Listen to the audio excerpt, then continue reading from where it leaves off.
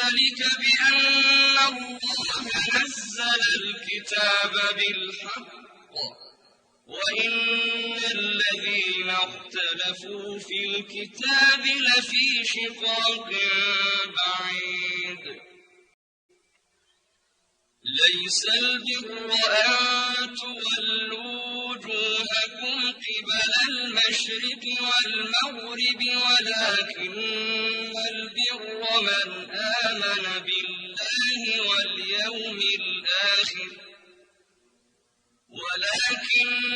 البر من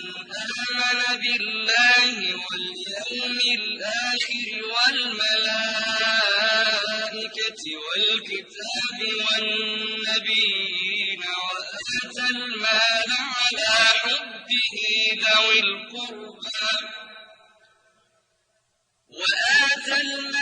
على حبه ذوي القربى واليتامى والمساكين وابن السبيل والسائلين وفي الرقاب وأقام الصلاة وآتى الزكاة والموفون بعهدهم إذا عاهدوا والصابرين في البأساء والضراء وحين البأس أولئك الذين صدقوا وأولئك هم المتقون يا أيها الذين آمنوا كتب عليكم القصاص في القتلى الحر بالحر والعبد بالعبد والأنثى بالأنثى فمن عفي له من أخيه شيء فاتباع بالمعروف وأداء إليه بإحسان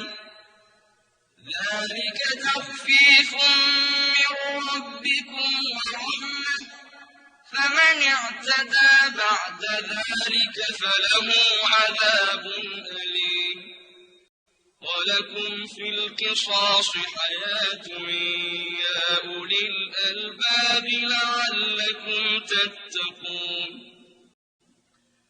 كتب عليكم إذا حضر أحدكم الموت إن ترك خيرا الوصية للوالدين والأقربين بالمعروف حقا على المتقين فمن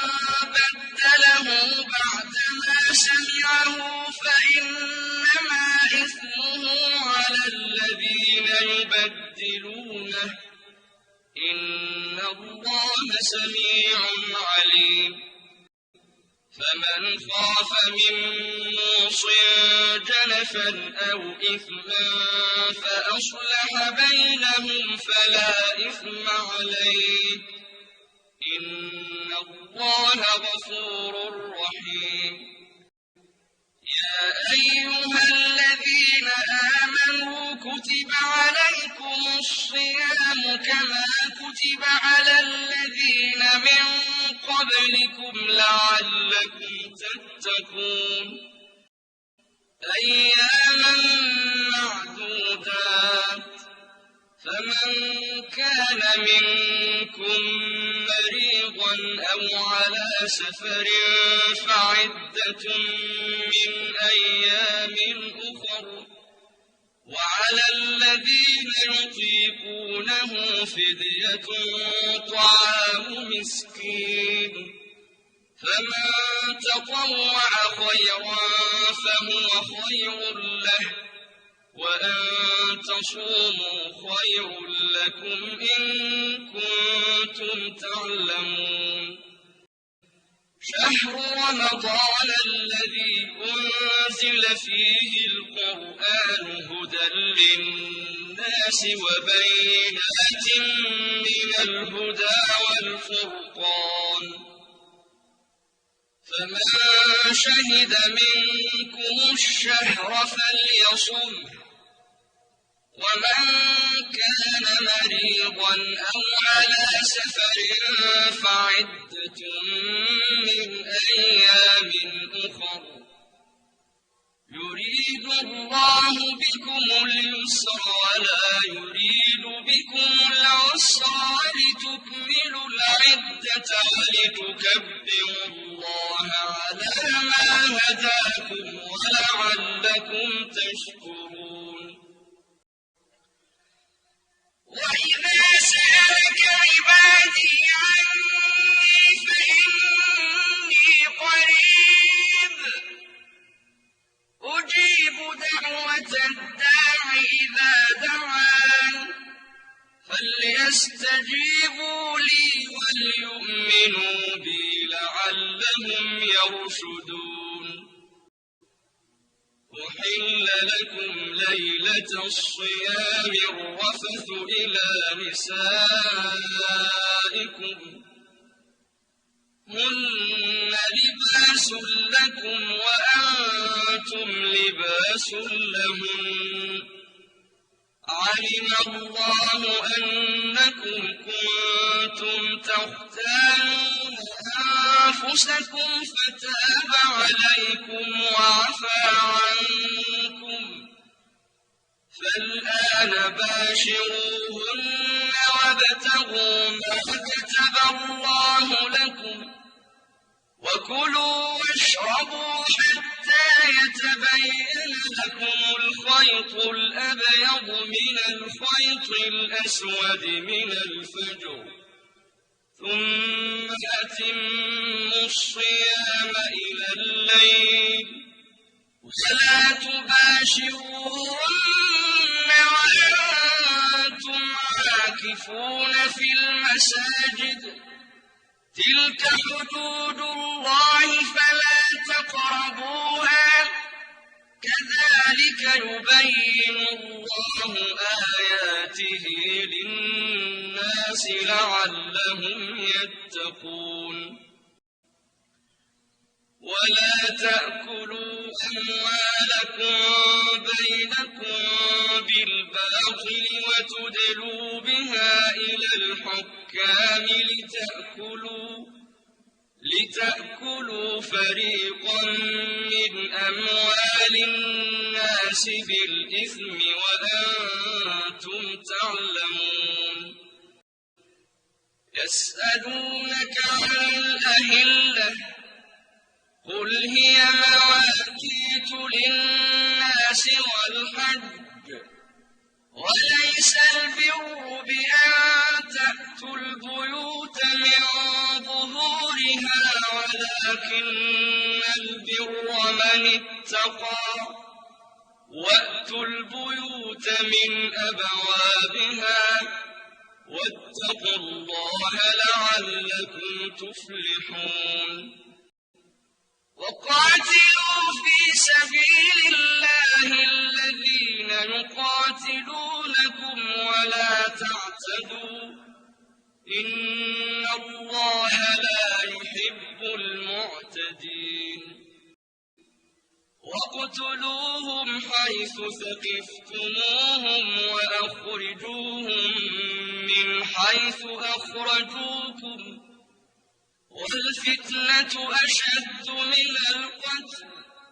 ولا تقاتلوهم عند المسجد الحرام حتى يقاتلوكم فيه فإن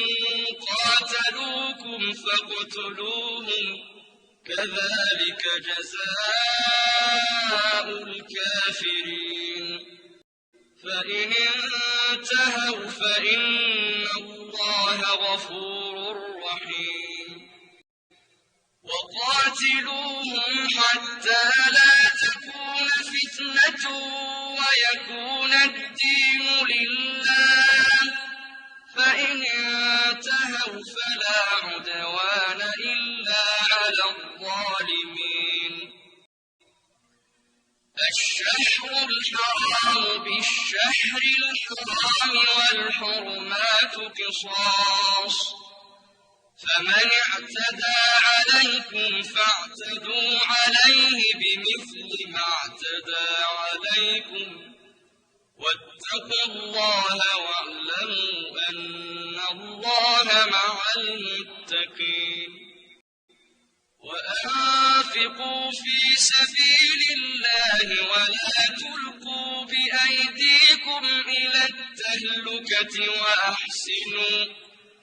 إن الله يحب المحسنين